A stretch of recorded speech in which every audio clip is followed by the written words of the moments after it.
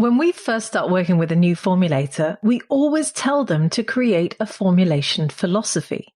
After all, building a beauty brand in 2022 involves much more than just making products and selling them.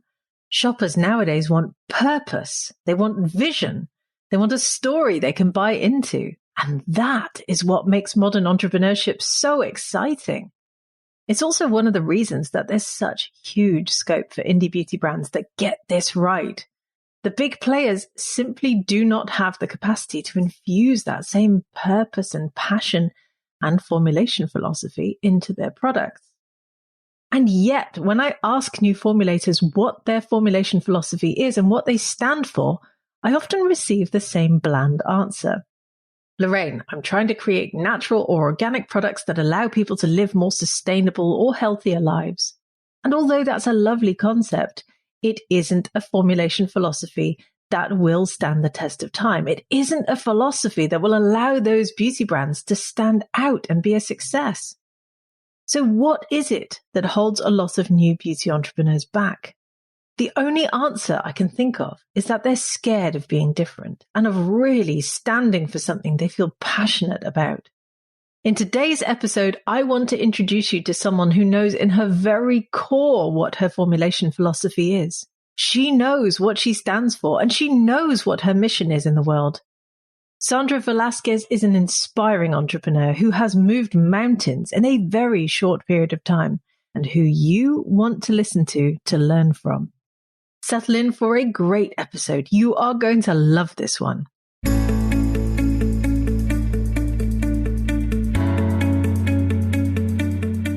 Welcome to Green Beauty Conversations, the podcast that challenges you to think about how you buy, use, make, and sell your natural beauty formulations.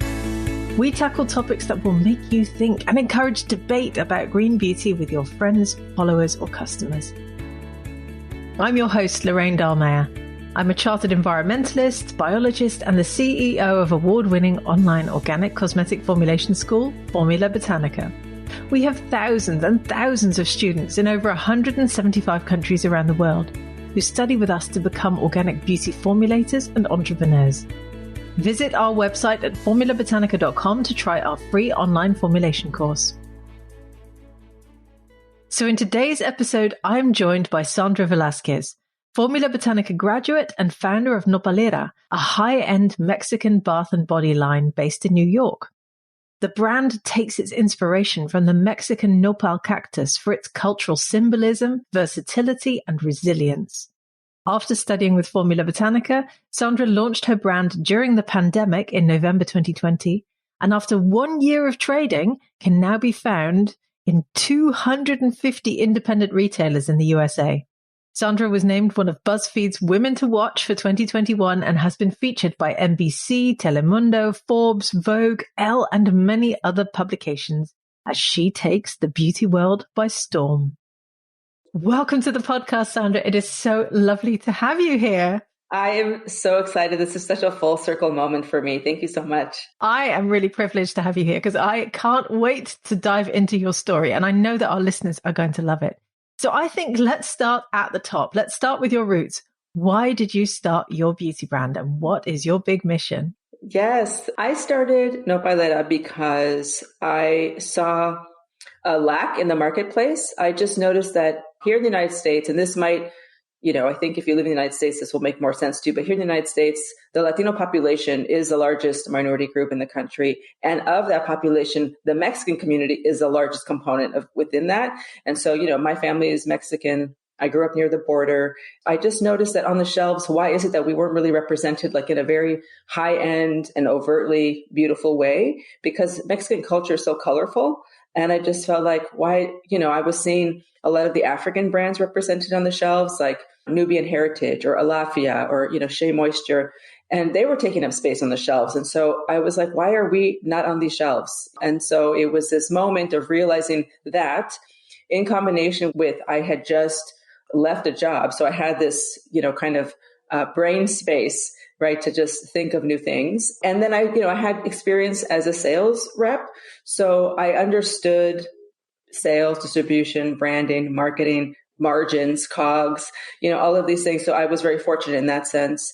And so it was this kind of lightning bolt moment where I realized I can do this. I know how to do this. I see what's missing. I know that I can fill that void and I can do it well. And also in combination with the fact that I was visiting my parents in San Diego, where there are tons of nopales. I mean, nopales are everywhere in California, but we kind of take them for granted because they're everywhere. I'm sure you have plants where you live that are kind of just everywhere and you kind of just take them for granted. And so for me, centering it around the nopal was a great way to celebrate the culture, to make it so overtly Mexican, because the nopal is the most Mexican plant of them all. It's on the Mexican flag, in fact. So that was kind of my lightning bolt moment where I didn't really have to think about it too hard. It just kind of all came together and I said, I'm going to do this and I'm going to call it Nopalera.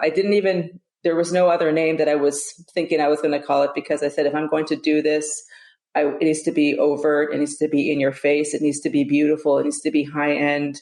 The whole point was to really, when you say, what's your mission? The mission is really to change the cultural perception of the value of Latino goods here in the United States, because here in the United States, you go to beauty stores and you see a lot of French brands, Italian brands, or they might even actually be American brands, but they use French names and they use Italian names.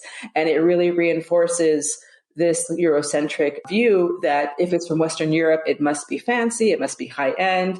Oh, it's $150. That makes sense because it's French.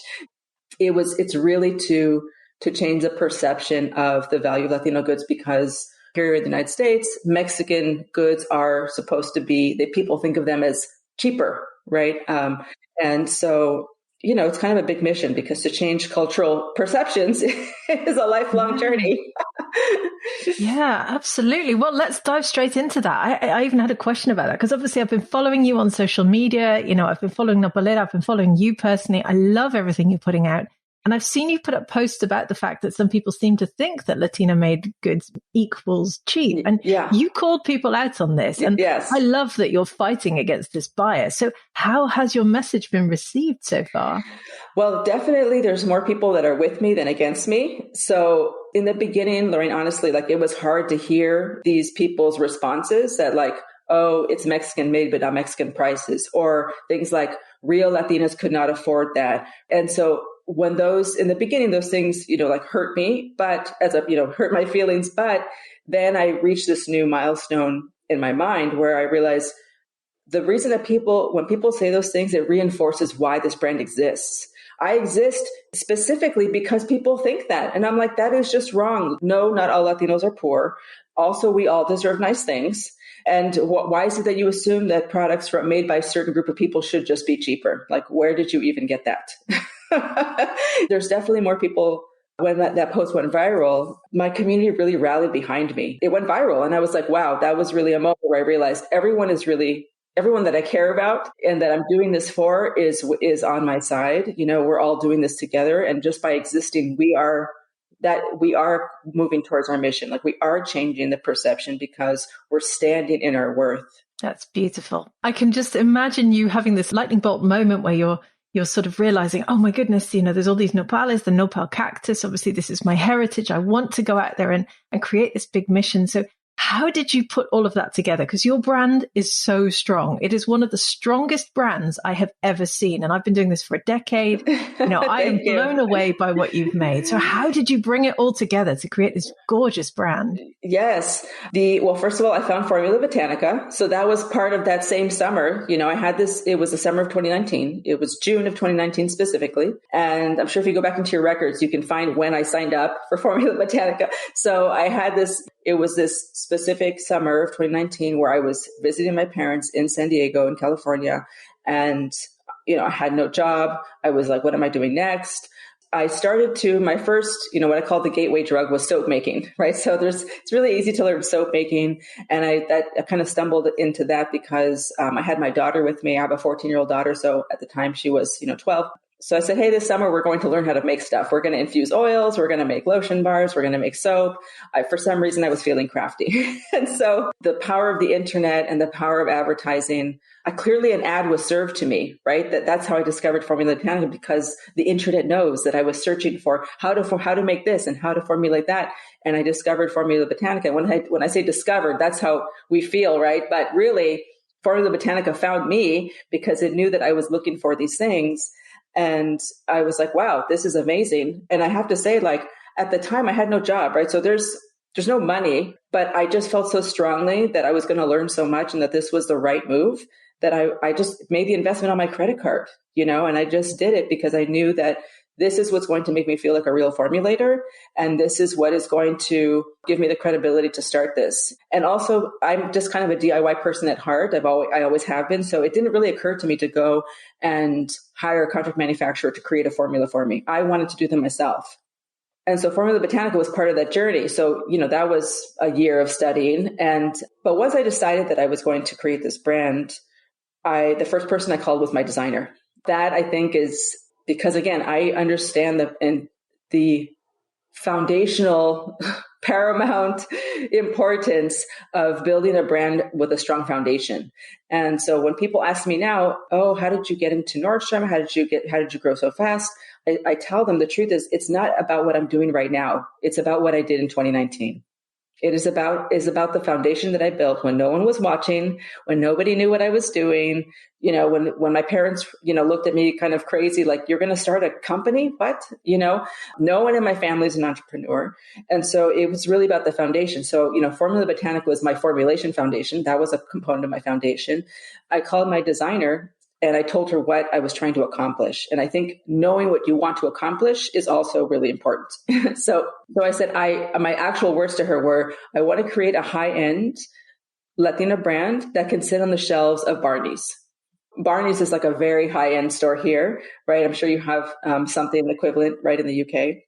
And so that was my mission. And I didn't even know, Lorraine, at the time what the products were going to be. I just knew what the mission was. I knew what the purpose was. I knew what the end goal was.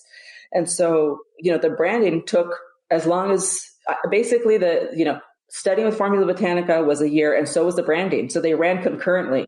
And that was what I did for a year before I actually launched, right? So there was a lot of, again, the pre-game work that you do to create the foundation. Like when you're going to build a house, no one can see the beautiful house yet, but you're building the strong foundation so that you can build a mansion on top of it if you want.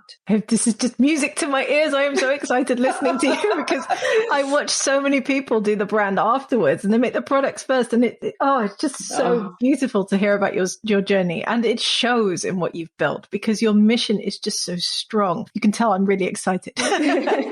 So tell me about your first year in business, because you're coming up to, I think you've just completed your first full year in business, right? Yes. What's happened? What have been the big highlights? The entire year has been a highlight, Lorraine.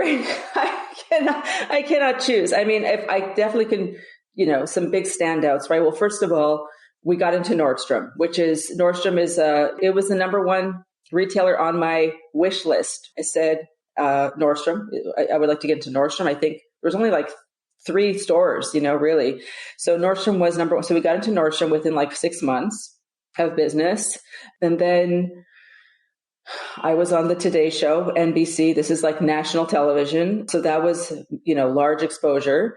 We were also on the largest, Spanish language news network. So many press, I can't even name them. I mean, like literally my publicist just sent me over the list recap, of all the magazines that we've been in. I couldn't fit them on a page. It was just so long, so lots and lots of press. I have a publicist. That was an investment that I also decided to make once I realized like, okay, this has momentum. It's working. I need to add fuel to the fire because I am too busy now running the business. I cannot also chase my own PR. So that was an investment that I do not regret. I launched to an email list of 800 people and now it's 10,000 people on the email list. I started with 200 followers. Now we have 25,000.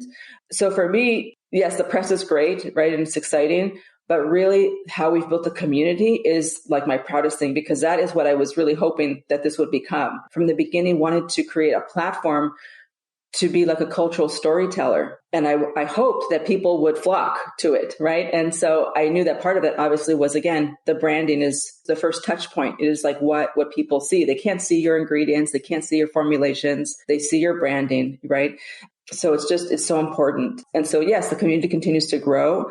And I think that that's really my proudest achievement. Not to mention that, my revenue goal initially when I launched was, I'm quoted in Beauty Independent as saying, I would really like to make $100,000 in our first year. That would be really great. And so we're going to pass $500,000 in sales for our first year. So that's also, the fact that we really surpassed our goal very quickly. So those are the highlights. Wow. Well, just a few there. I mean, let's just take a minute to, appreciate, and wow, what you've achieved is just absolutely incredible. And of course, you couldn't mention everything, but I've seen a whole article about you in Forbes, and you've been on television. Just phenomenal. Congratulations. Thank absolutely you. Incredible to watch. Let's talk about the sort of day-to-day stuff. What happened on a day-to-day basis in the business to get you where you are now? I know you said initially you had to move into commercial premises quite quickly. What did it look like when you first started out, and how quickly did things change? Yes. I mean, the beauty about this type of category, about making skincare products or bath and body products, is that you can start small in your house, because it's not like starting a cold brew coffee company or a yogurt company where you have to go to a manufacturing plant. So this is the beauty, no pun intended, of starting a beauty brand, is that you can start small, which I did, right? My first packaging order was 1,000 boxes of each. And that seemed astronomical. I was like, I don't know how I'm going to sell 1,000 of each, right? And so that flew through. And so now my purchase orders for my packaging is, 50,000 boxes at a time. I do want to say that anyone who is creating a product or a brand, I would really recommend that you implement your systems in advance, because that is what caught me off guard. So when you say the day-to-day, my day-to-day is I'm now trying to catch up with my own company, with how fast it has grown, because I did not have a proper inventory management system. I thought I had a proper bookkeeping system, but I now just realized literally yesterday that I have outgrown it. It doesn't do accrual accounting. So now I'm struggling, not struggling, but I'm rushing to find a new CPA, because in order to get investment, you need to have your cash flow statements and your balance sheets and your P&Ls in accrual format, right? So these are all things that you don't think about when you're starting small in your house, right? You don't think about, is my accounting in accrual format, or do I have a robust inventory management system? These are not things you ask yourself when you're trying to perfect your formulations, or you're trying to get people to visit your website. But these are things that ultimately you do need if you're really trying to build a serious, iconic brand and a profitable business. And I know it's really kind of overwhelming in the beginning, but I would just encourage people to begin with the end in mind. Where do you see this being in a year, and what are the things that you're going to need? And try to implement those things as soon as possible. So the day-to-day, Lorraine, right now is I'm just trying to catch up. I'm trying to make my systems talk to each other, because they currently don't. I'm trying to get my inventory levels to the correct place so that I can really promote, because I've had to actually hold back a lot this year. We had a great month, and I was like, now we're out of product. Great. So that's now. But if you ask me in 3 months, Lorraine, I really hope that I'm saying my day to day is that I wake up and I write in my journal, and I meet with my team, and none of us are rushing. That's what I hope to say in Q1 of next year. So I'm using the rest of this year to really get my systems in order. So that's my day to day. I'm still very much in the weeds of the logistics. So for example, Nordstrom requires a freight truck pickup. It requires BOLs. It requires sending advanced shipment notices. It requires sending invoices through an EDI system.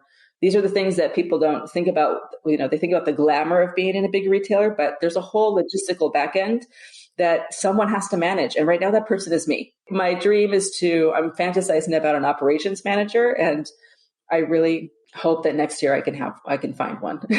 That's incredible. And incredible to think that just a year ago you were doing this on your kitchen table, and now here you are trying to figure out the logistics of working with Nordstrom. I mean, that's an incredible leap to make in 12 months. I have to admit, I also hope that I'm there with you in Q1 next year, journaling in the morning, drinking my green juice and taking things easy. But yes, the joys of being an entrepreneur. I see so many people start beauty brands and they really worry about infusing themselves and their personality and their culture into their business. Now, you don't seem to have those same reservations, which has been really interesting to watch. Someone on the outside, I'm looking in and I'm watching you create something that is just beautifully, unapologetically you. You put yourself out there. What was the process like of creating something so personal? Because I watch so many people struggle with this. Yeah, because my brand is so culturally specific. First of all, I am authentic in that I am that is my culture, right? So I think that, you definitely see a lot of cultural appropriation in the beauty space where, they're promoting one culture, but the people that are the founders behind the brand have nothing to do with that. And so, that's a whole other podcast episode, right?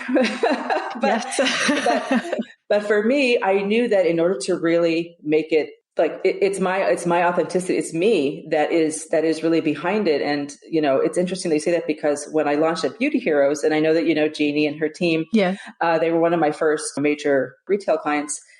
They said that the first thing they did when they saw the brand is they rushed to my website to look at the about page to make sure that that this was not a cultural appropriating brand, and that they were so relieved when they saw that it was me, like, hey, it's me. I'm Mexican. My family's from Mexico. I was raised at the border. Me putting myself out there is part of the authenticity of the brand. And so there's absolutely no reason to hide it. It does, I guess for anyone that is hesitant about putting themselves in the brand, I would ask them like, why? What is it? What is your fear? Because obviously when you do put yourself out there, you are inviting people to come throw stones. And that has happened. And I knew that it would, Lorraine, from the very beginning. When I decided I was going to launch this brand, I knew that it would be powerful, but I also knew that the flip side of that is that people would come and throw stones, and they have. So there was no surprise, right? I wasn't surprised that people were like, how dare you, sell a soap for $14 and it's in Spanish, right? I knew that was going to happen, but that is also part of our vision, right? Is to stand in our worth. And so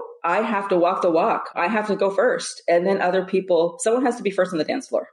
And then everyone else feels comfortable. And so when I get notes, I get a lot of notes, like in the DMs or people email me of other Latina founders who are like, thank you so much. You're so inspiring. Like, I need to raise my prices. Thank you for everything that you're doing to celebrate our culture. I live for that. That is what I'm like, okay, this is correct. Like that is part of my mission, is to bring all of us step up, right? All of us move forward and have the confidence to be boldly ourselves, because that's part of how racism impacts us here in the United States, is that their parents didn't teach them Spanish because they didn't want them to get picked on in school, or people change their name, or they want to hide who they are because they're ashamed of who they are, right? And the whole purpose of this brand is that we are not ashamed. In fact, we are so proud and we are so beautiful. So we have to stand. That is actually what the mission of the brand is, right? And so I didn't really feel like I had a choice to hide, for me, right? So I would encourage other people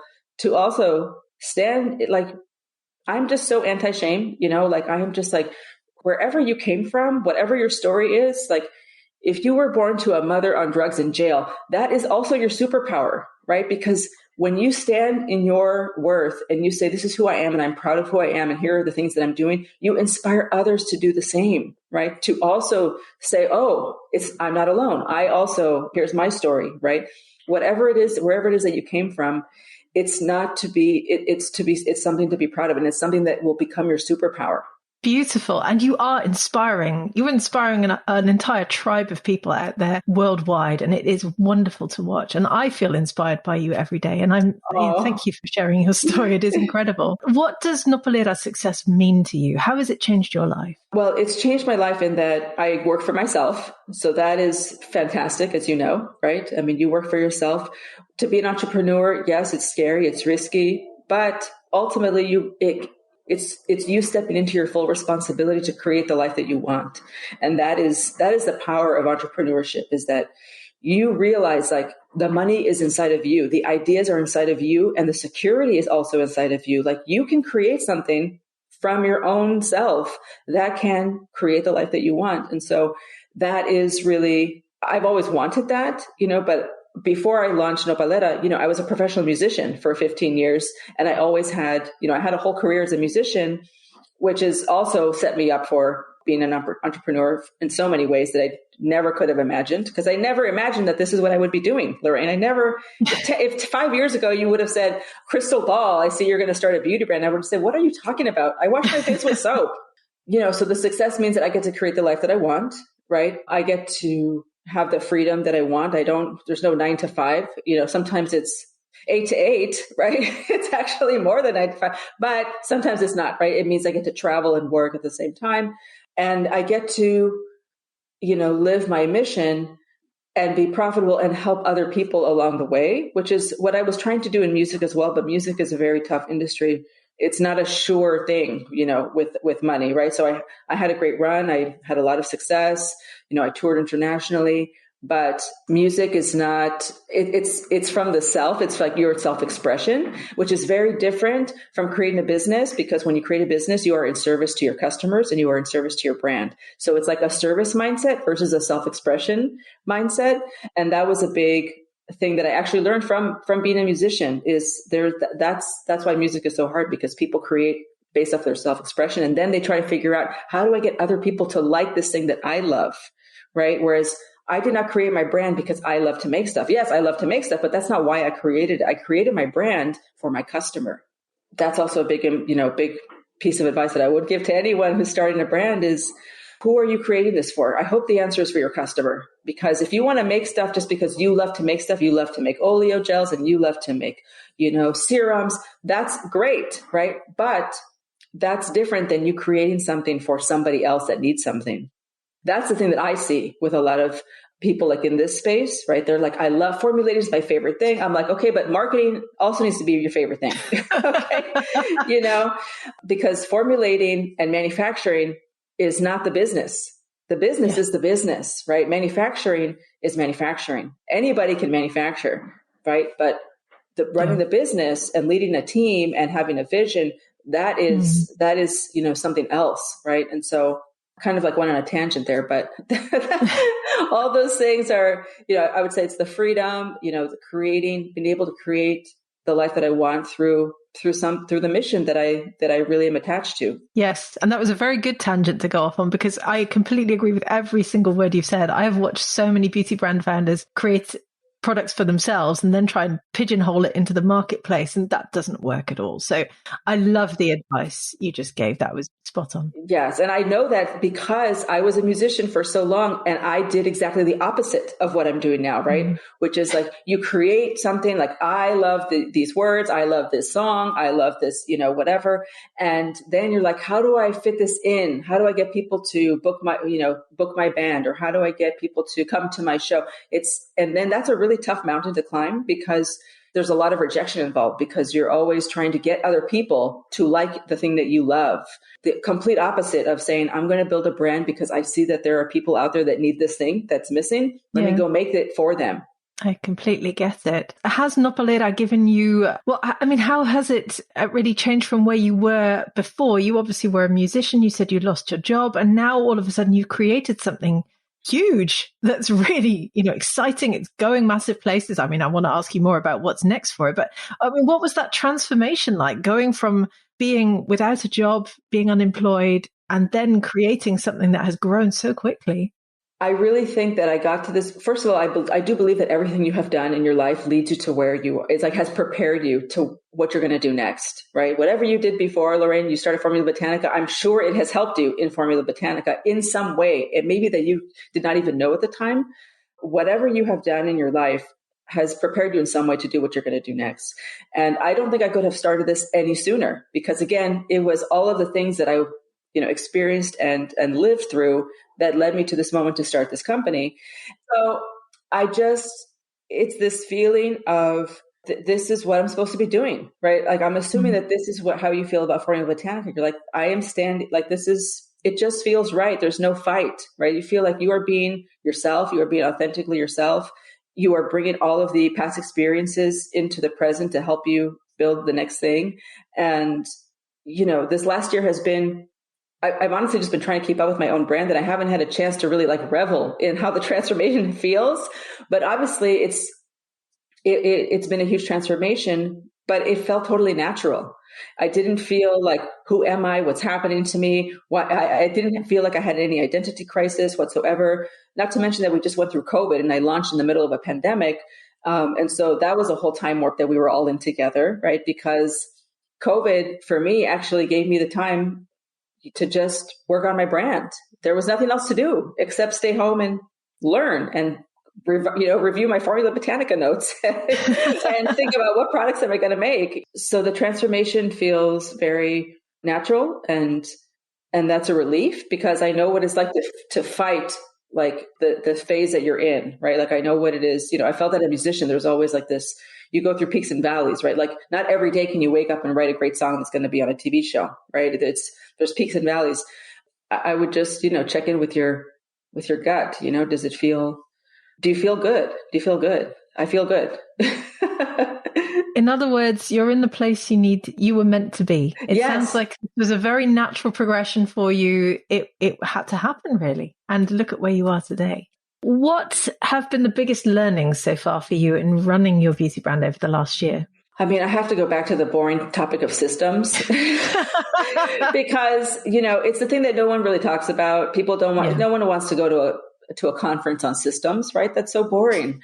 Everyone wants to talk about how do you get more followers, or how do you get, but the thing is that there is a back end to all of this success, right? And that is so important. And people, if you're really serious about building a strong brand or a company, you have a company, I have a company, we're building companies, where we're growing companies. There is a back end to that.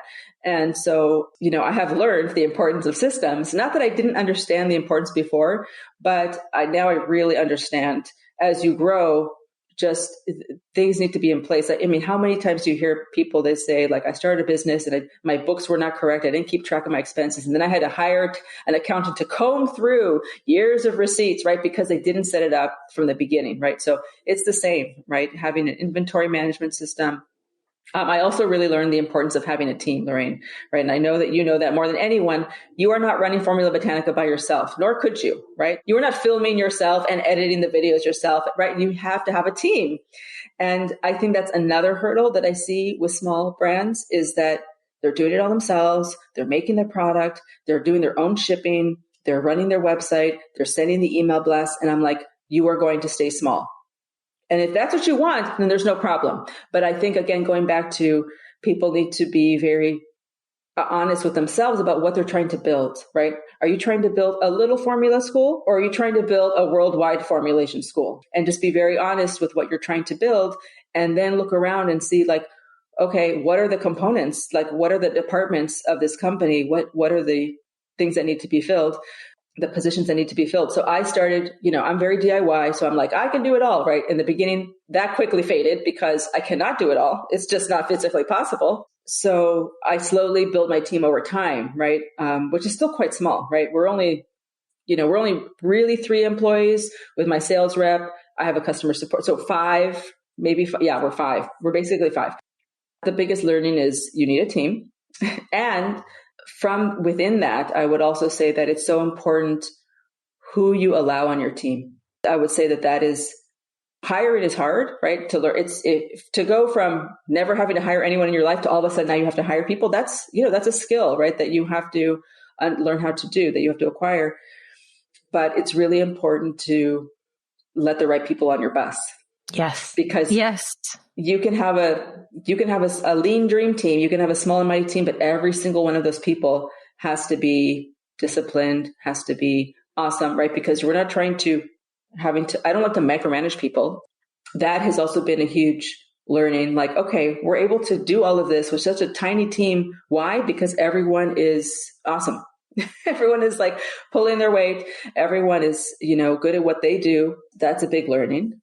That eventually, another big learning, and this is something that I actually came with, but I want to say it for anyone that's listening, because most people don't come with sales experience. Like I was a sales rep. So that really helped me, right? Because I understood how to do my COGS. I understood how to do margin calculations.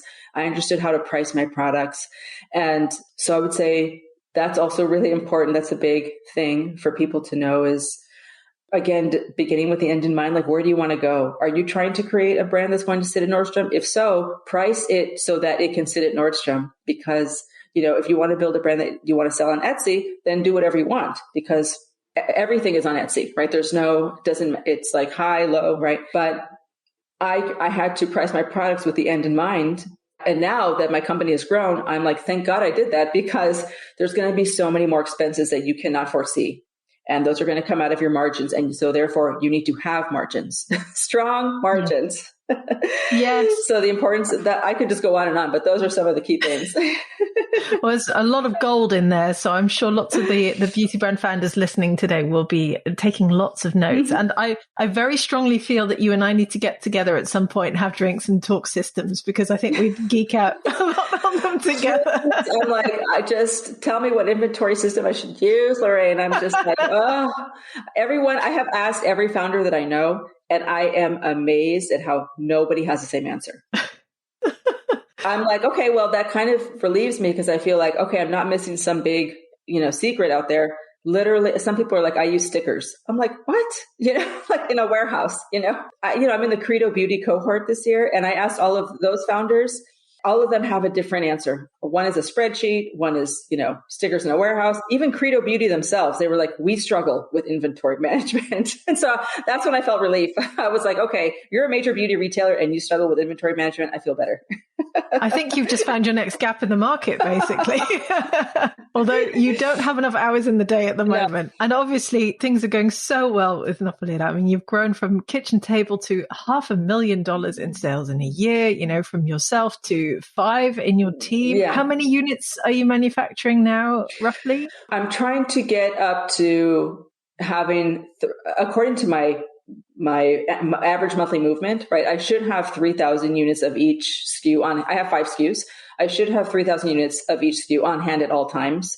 And I don't. I'm still trying to I do not at all. Right. And so, I'm trying to catch up to that. And now I've found manufacturing partners. That was another thing. That was a big learning, that to find real, a manufacturing partner. I say partner because that's what they are. They are going to be a partner, and it takes time to find good manufacturing partners. It takes time to find good partners, period. Accountant, a good, anything, right? A good fulfillment warehouse, right?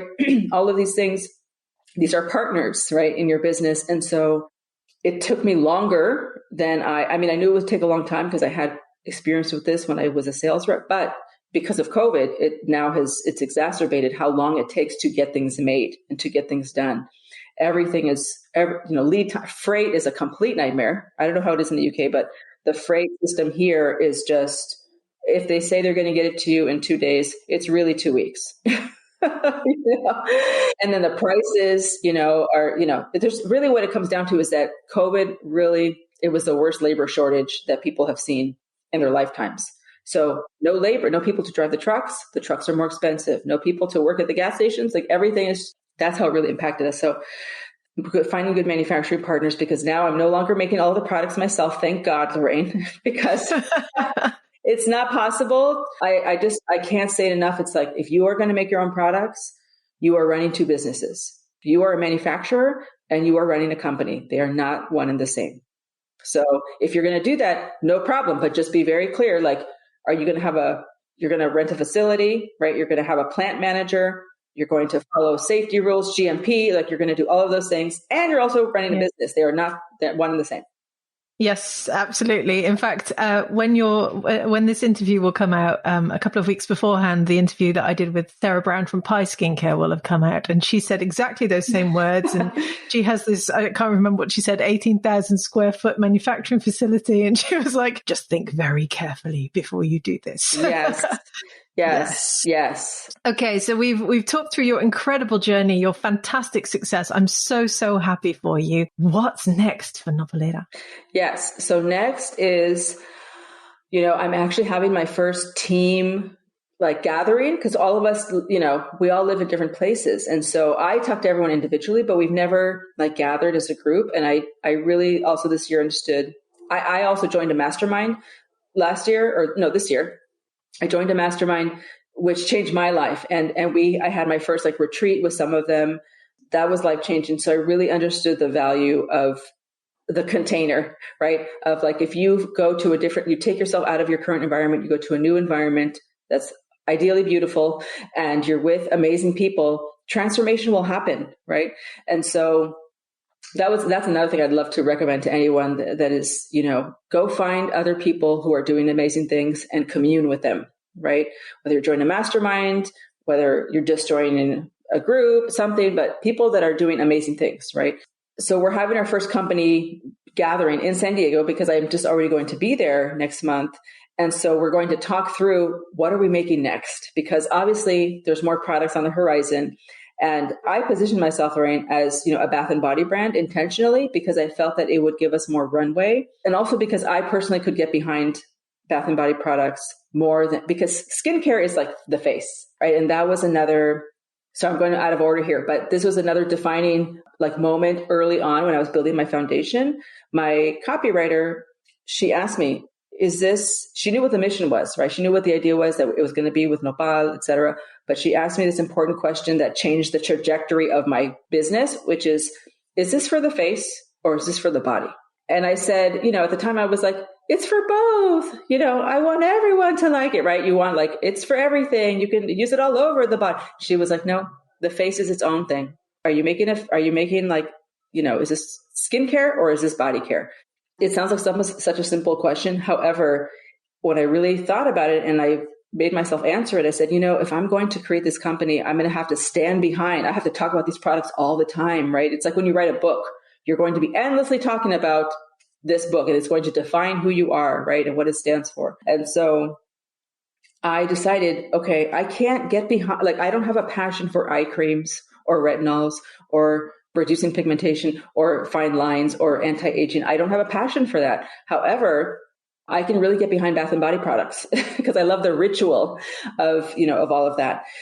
And so this is like my long-winded way of answering your question. Like, what are we making next is, I do use products on my face, right? So the question is, should we come out with facial products? Like, is that in line with our brand, right? Do we want to go into this territory of the face, or do we want to continue to make more bath and body products? Like, I can obviously see line extensions, right? Like the exfoliant has become very popular. I can make another one with a different color, a different scent. Obviously, there's going to be some more bath and body merchandise, like custom soap dishes, things that go with the products. I also want to release, when we talk about an operations manager, the point of that is to release me of my being in the weeds, right? So that I can go and really focus on building the community. That's really what I want to do in 2022. Aside from making more products, is I want to focus more on the community, like building the cultural platform. I have projects that I want to do, like that involve our customers. I need to start a blog, for God's sake. I mean, there's no reason why we don't have a blog on our website. I just haven't had the time because I've been too in the weeds. So those are the types of things that yes, there's going to be new products because Nordstrom is always going to say, what's new for the spring collection, right? So we always have to do something, but I also really want to focus on growing the community. Brilliant. Well, I cannot wait to watch what happens in 2022 and beyond, because I have no doubt that there is much greatness in store for you and for Nopalera, and I will be cheering you on from the sidelines the whole way, as will all of Team Formula Botanica, I should add, because all of us absolutely love watching everything you do. Thank you so much for coming on the podcast. It has been an absolute joy talking to you today. If people want to follow Nopalera, all of the links will be with the show notes. But if they want to follow you, because I'm sure that there are lots of people listening feeling very inspired at the moment, where can they follow you, Sandra? Well, yes, you can find Nopalera. You can just Google us, right? So nopalera.co is our website. Our Instagram handle is exactly the same thing. And my personal Instagram is official SLV. Those are my initials, Sandra Velasquez. So official SLV is me on Instagram. And that's where you can find us. I'm in those two places. Awesome. Well, all of those links will be with the show notes. Thank you so much for coming on today. It's been an absolute joy talking to you. Oh, this has been my pleasure. What a full circle moment for me. Thank you. I hope you enjoyed this episode as much as I did, and I hope it's inspired you for what's possible once you become a formulator, an indie beauty entrepreneur. Our Formula Botanica graduates are phenomenal, and I am so proud of everything they achieve. I have no doubt that we'll be hearing many more fantastic stories about Sandra and Nopalera very soon. If you feel as inspired as I do, come and leave us a comment on our social channels, as the Formula Botanica team and I love hearing from you. Thank you for joining Sandra and I for this latest episode of Green Beauty Conversations. I hope you enjoyed it. If you did, please do leave us a 5-star review so that other people can enjoy these conversations too. Make sure you subscribe to our podcast on iTunes or Spotify or whatever your favorite podcast app is, and stay tuned for the next episode. Follow Formula Botanica at Formula Botanica on Facebook, Instagram, Clubhouse, Twitter, YouTube, or LinkedIn. Visit our website at formulabotanica.com and sign up for our free online formulation course today.